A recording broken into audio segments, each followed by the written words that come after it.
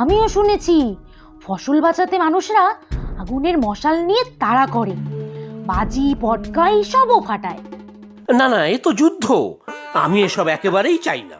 আমি শান্তিপ্রিয় নিরীহ বাঘ। চলো তাড়াতাড়ি, হাতি ভাইকে আটকাতেই হবে।